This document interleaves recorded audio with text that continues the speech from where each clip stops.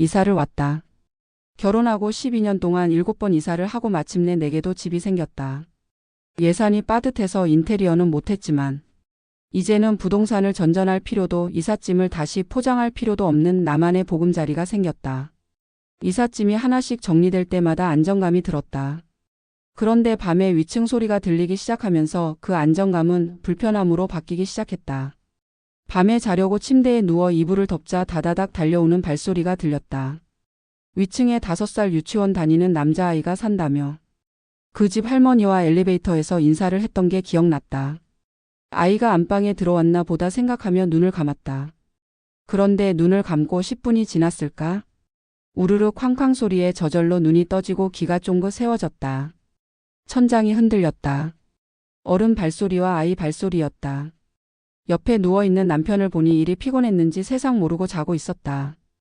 요즘 건설 현장으로 출근하는 남편이 깨지 않게 조심스럽게 거실로 나와 시계를 보니 밤 10시 40분이었다. 식탁에서 물을 한 잔 마시며 귀를 기울였다. 윗집 아빠가 아이와 잡기놀이를 하고 있었다. 아들은 도망가며 까르르 웃고 아빠는 괴물 같은 소리를 내며 쫓아가고 있었다. 이 시간에 너무한 게 아닌가 하는 생각도 잠깐 들었다. 나도 아이를 키우는 부모였다. 저녁에야 겨우 아이 얼굴 보는 맞벌이 부모라면 늦은 밤까지 놀아주는 그 마음. 어느 정도는 이해가 됐다. 어쩌다 한 번이겠지 하고 생각했다. 하지만 그 뒤로도 밤에 크고 작은 쿵쾅거리는 소리는 계속됐다. 나도 아이 키우는 부모인데 너무 예민하게 굴지 말자며 참고 넘어갔다. 그러던 어느 날 거실 천장이 무너질 것 같은 소리가 들렸다. 방학 기간이라 식탁에서 아이들과 함께 공부를 하고 있을 때였다. 순간 우리 셋의 고개가 동시에 천장을 향해 들렸다. 쿵, 쿵, 쿵. 묵직한 소리와 함께 공이 구르는 둔탁한 소리, 그리고 곧이어 다다다다다다다. 작고 가벼운 발소리가 거실 천장 위를 정신없이 튀어다녔다. 아이가 뛰는 경로가 고스란히 느껴질 만큼 그 소리는 집안을 가로질렀고 아이의 발소리를 따라 우리의 고개가 움직이고 있었다. 첫째가 고개를 내려 나를 쳐다봤다. 엄마, 윗집 애집에서 축구하는 것 같아요. 나는 한숨을 쉬며 말했다. 그래, 그런가 보네. 아무리 낮이어도 공은 밖에서 차야 되는 거잖아요. 그치. 공을 집에서 차면 안 되지. 날씨가 더워서 밖에 못 나가니까 아직 어려서 답답했나 봐. 둘째가 뾰로통한 얼굴을 하고 혼잣말로 중얼거렸다. 윗집은 맨날 시끄러워. 저 꼬마애는 앉아있는 걸 모르는 것 같아. 나는 아이들의 말을 하나하나 다 듣고 있었지만 아직 어려서 그런 거니까 우리가 이해하고 넘어가자. 그렇게 말했다. 그 말은 아이들에게 한 말이기도 했지만 사실은 나 자신에게 하는 말이었다. 거실 천장을 타고 울려 내려오는 그 소리는 분명 귀에 거슬리고 마음을 어지럽혔다. 이사 온 지 얼마 되지도 않았고 앞으로 계속 마주칠 사이인데 괜히 서로 얼굴 붉히고 싶지 않았다. 어느 날 밤이었다. 중년 남성들이 크게 떠드는 소리, 그 옆에서 깔깔거리며 웃는 여자들의 웃음소리가 열어놓은 창문을 타고 들어왔다. 서늘한 밤 공기가 좋아서 열어놓은 창문을 닫았다. 소리가 조금은 남아 있었지만 나의 일상을 방해할 정도는 아니었다. 다행이었다. 그나마 들리던 쿵쿵 발소리는 멈춰주었다. 시계를 보니 밤 10시를 훌쩍 넘어버렸다. 그래도 이제는 예의를 지켜주나 보다 생각이 들었다. 자려고 안방으로 들어왔다. 남편은 오늘도 피곤했는지 먼저 잠들어 있었다. 남편이 깨지 않도록 조심스럽게 침대에 올라가는데 갑자기 땅속에서 울리는 듯한 우퍼음이 진동처럼 퍼졌고 그 위로 아이들의 떼창 소리가 쏟아졌다. 침대에 누워있던 몸을 일으켜 소리가 나는 곳을 따라갔다. 안방 화장실이었다. 문을 열어보니 아이들이 욕조에서 물놀이를 하며 노래를 부르고 있었다. 서로 누구 목소리가 제일 큰지 시합이라도 하는 것처럼. 아이들은 흘러나오는 음악에 맞춰 씩씩하게 노래를 부르고 있었다. 잠들었던 남편이 벌떡 일어나 앉았다. 지금 이게 무슨 소리야? 윗집에 애들이 놀러 왔나 봐. 지금 욕조에서 놀면서 노래 부르고 있는 것 같아. 뭐라고? 지금이 몇 시인데 노래를 불러. 이건 너무 예의가 없잖아. 내가 올라가서 말이라도 한번 해봐야겠어. 나는 얼른 남편 쪽으로 다가가 그의 팔을 가볍게 붙잡았다. 잠깐만, 바로 올라가지 말고 생각을 해보자. 왜? 이건 진짜 선 넘은 거잖아. 밤 11시에 욕조에서 떼창이라니 말이 돼? 나는 그의 눈을 마주보며 조용히 말했다. 알아. 나도 지금 화나 우리가 올라가지 말고 경비실에 연락해보자. 나는 거실로 나와 인터폰 화면에 있는 경비실 버튼을 눌렀다. 뚜뚜 몇 번 신호음이 울리더니 네, 경비실입니다. 소리가 들렸다. 밤늦게 인터폰에서 죄송합니다. 여기 504동 801호인데요. 윗집에 손님들이 놀러 온 것 같은데 너무 시끄러워서요. 죄송하지만 조용히 해달라고 전해주실 수 있으신가요? 윗집이 901호 맞지요? 네, 맞아요. 한동안 인터폰이 안 와서 조용해진 줄 알았는데 다시 시끄러워졌나 보네요. 제가 인터폰으로 주의를 주겠습니다. 인터폰을 끊고 한참 그 자리에 멍하니 서 있었다. 경비분 말씀이 귓가를 맴돌았다. 한동안 인터폰이 안 와서 조용해진 줄 알았는데 다시 시끄러워졌나 보네요. 이 말은 나에게 경고음처럼 들렸다.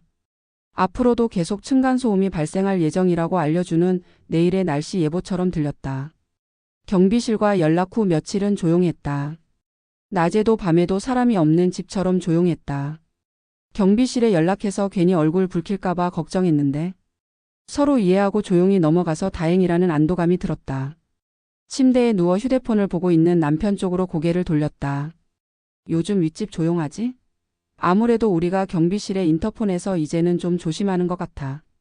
휴대폰에서 시선을 뗀 남편이 날 빤히 쳐다보더니 입을 열었다. 퇴근할 때 보니까 위층 며칠째 불이 꺼져 있던데 어디 여행이라도 갔나 보지. 그래? 그럼 돌아오면 다시 시끄러워지려나 나도 모르게 혼잣말이 나왔다.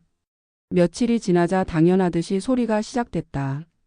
낮에는 또르르 공이 굴러가는 소리가 들렸고 밤이면 어른과 아이의 쿵쾅거리는 발소리가 어김없이 들렸다.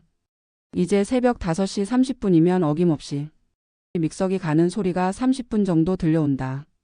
밤에 잠을 자려고 침대에 누우면 윗집 쿵쾅거리는 소리에 맞춰 나의 심장도 요동치기 시작했다. 밤마다 반복되는 발소리에 나의 스트레스도 차곡차곡 쌓여갔다. 이대로는 내가 신경과민에 걸릴 것 같았다. 고민을 하고 또 하고 결국에는 관리실에 전화를 했다. 네, 관리실입니다. 저 504동 801호인데요. 윗집 층간소음 때문에 연락드렸어요. 윗집이면 901호 맞으신가요? 네, 맞아요. 낮에 공 굴리는 소리는 참겠는데 밤에 쿵쾅 뛰어다니는 소리 때문에 힘들어서요. 저번에 경비실에 연락 주셨던데 여전히 시끄러운가 보죠? 네, 갈수록 소리가 심해지는 것 같아요. 알겠습니다. 윗집에 주의를 주고 엘리베이터에 전체 공지도 올리겠습니다. 전화를 끊고 마음이 편하지만은 않았다. 괜히 내가 예민한 사람은 아닌지 생각하게 되고 이웃 간에 불편한 관계가 되는 건 아닌지 걱정이 됐다. 관리 사무실에 연락을 하고 나서 며칠은 공 굴러가는 소리도 들리지 않고 쿵쿵 발소리도 들리지 않았다. 조용했다. 내 집에서 오랜만에 느끼는 평온함이었다. 곤두섰던 신경도 가라앉아 살 것 같았다. 그런데 정말 딱 며칠이었다. 주말이 되자 다시 여러 사람의 말소리가 창문을 타고 넘어왔다. 묵직한 남자 목소리가 날카로운 여자 목소리와 섞여서 들려왔다. 신이 난 아이들의 우르르 몰려 달리는 발소리가 우리 집 천장을 가로지르고 있었다. 소파에 앉아있던 남편이 얼굴이 벌개져서 벌떡 일어났다. 이건 진짜 해도 너무하잖아. 지금 밤 11시인데 서로 예의는 지켜야지. 나도 주말에는 집에서 조용히 쉬고 싶은데 내가 윗집에 올라가서 진짜 말이라도 해봐야겠어. 멍하게 소파에 앉아있던 내가 고개를 들었다. 하지마. 내가 이미 관리 사무실에 연락했어. 관리 사무실에 연락했는데도 이러는 거야? 응. 엘리베이터에 붙은 층간소음 주의사항 봤어? 그것도 그 집 때문에 공고한 거야. 그냥 우리가 참자. 어차피 우리가 아무리 말해도 듣지 않을 거야. 조용히 할 거면 이미 조심했겠지. 괜히 이웃 간의 감정만 상하게 될 것 같아. 남편을 달래며 말했지만 언제까지 계속 참아야 되지라는 생각에 가슴이 채한 것처럼 답답했다. 솔직히 몇 번이나 올라가서 말하고 싶었다. 하지만 뉴스에서 층간소음 칼부림 뉴스가 심심치 않게 나오고 있었다. 윗집으로 올라가기가 겁이 났다.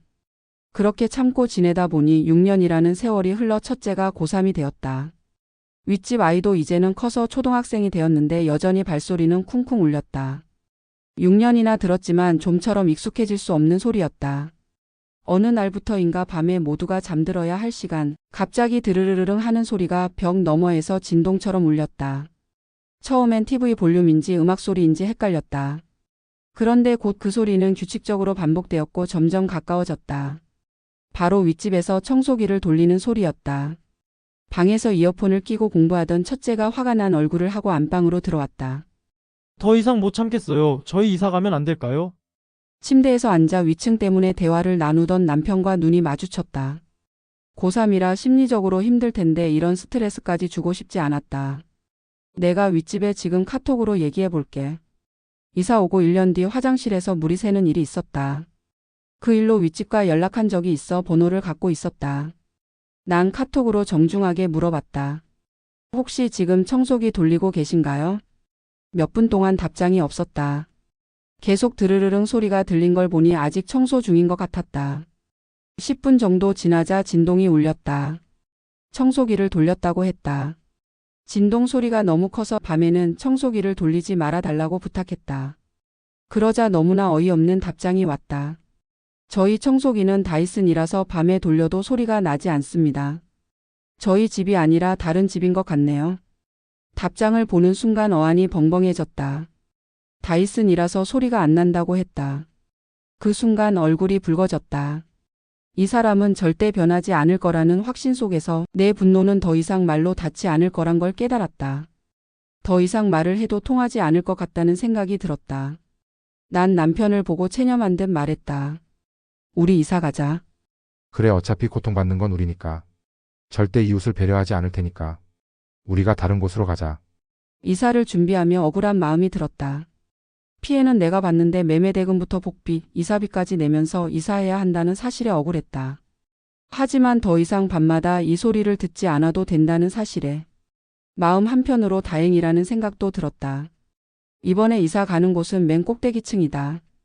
더 이상 누군가의 발자국에 귀를 기울이며 잠에서 깨는 일은 없을 것이다.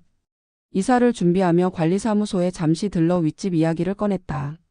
직원분은 깊은 한숨을 쉬며 말했다. 전에 살던 분도 1년 살다 나갔어요. 수없이 항의했지만 그대로였어요. 고3인 첫째를 위해 결정한 이사였지만 어쩌면 마음 한켠엔 조금만 더 버티면 괜찮아질까 하는 미련도 있었다. 그런데 그 한마디가 남아있던 마음까지 정리해 주었다. 어차피 그 사람들은 바뀌지 않을 테니까. 나는 이제 내 평화를 내가 지켜야 했다. 마지막 날 조용한 새벽 나는 윗집 문 앞에 서 있었다. 손에는 포스트잇 몇 장. 내내 말하지 못한 것들을 이제 종이에라도 남기고 싶었다. 말로는 다 담지 못한 지난 6년의 마음이었다. 얼마나 도움이 될지는 모르겠다. 하지만 하나하나 붙일 때마다 층층이 쌓였던 내 마음의 먼지가 바람처럼 하나씩 떨어져 내렸다. 그렇게 나는 비로소 내 집으로 떠날 준비를 마쳤다.